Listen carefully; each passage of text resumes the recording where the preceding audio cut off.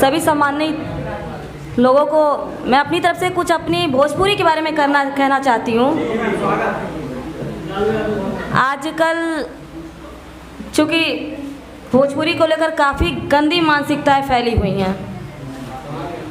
हाँ, ऐसा इसलिए है क्योंकि वाकई में कुछ लोग हमारी भोजपुरी को बहुत गंदा कर रहे हैं, लेकिन ये हमारा काम है कि हम उसे अच्छे से प्रस्तुत करें। बूंद बूंद से ही घड़ा भरता है। और आज मैं भोजपुरी के विषय में ही बोलना चाहूँगी और उसी के विषय में कुछ सुनाना चाहूँगी। कहल बा कि ई भाषा भोजपुरी है, ई भाषा भोजपुरी है, एकरा बोलला से पहले समझला जरूरी है। एकरा बोलला से पहले समझला जरूरी है। सुहागन के चूड़ी आ तिलक के पूड़ी है। सुहागन के चूड़ी आ तिलक के पूड़ी है और दुश्मन के गर्दन पे चलावे वाला छुरी है। दुश्मन के गर्दन पे चलावे वाला छुरी है।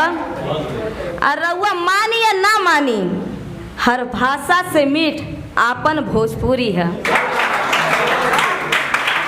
हर भाषा से मीठ आपन भोजपुरी है। तो भोजपुरी के सम्मान करी लोग, और जहाँ गंदगी देखी ओठिन से अपन कन्नी काट ली, तबे हम नीमन कुछ कह सकीला, सुना सकीला। अब आप लोगन के बीच एगो गीत रखें, कोरोना। अभी कुछ देर पहले सुमित जी कह रहे थे कि प्रेम प्रसंग के विषय में कुछ बोल रहे थे, तो मैं पति पत्नी के विषय में भोजपुरी में कुछ कहना चाहूँगी।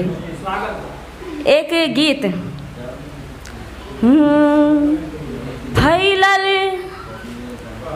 फैलली कोरोना बीमारी हरे, फैलल कोरोना बीमारी हरे जगहिए बलम जी। अब ही घर ही में औरी कुछ दिन रहिए बलम जी। अब ही घर ही में औरी कुछ दिन रहिए बलम जी। फैलल कोरोना बीमारी हरे जगहिए बलम जी। अब ही घर ही में औरी कुछ दिन रहिए बलम जी। अंतरे में कहना है, जाए के अलावा कौनो रास्ता निकाली, हित मित नात से फोनवा कके बतियाली। जाए के अलावा कौनो रास्ता निकाली, हित मित नात से फोनवा कके बतियाली। अपना दिलवा के बतिया हमसे, अपना दिलवा के बतिया हमसे कहिए बलम जी।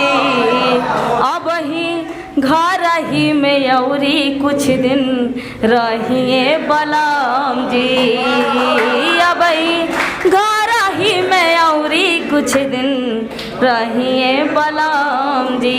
कोरोना में सबसे ज़्यादा काम साफ सफाई का है, तो अगला लाइन कहना है, करबा सफाई होई तोहरो भलाई, कवनो बीमारी तोहरा लगे नहीं जाई।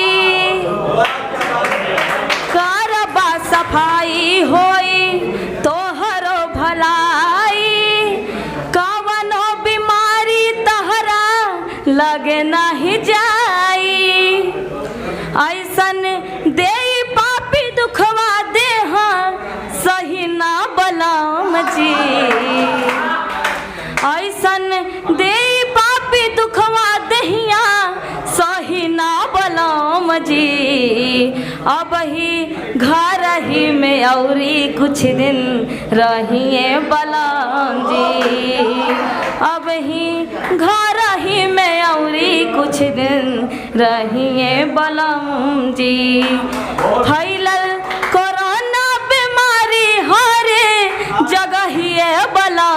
जी, अब ही घर ही में औरी कुछ दिन रहिए बलम जी, अब ही घर ही में औरी कुछ दिन रहिए बलम जी। Thank you.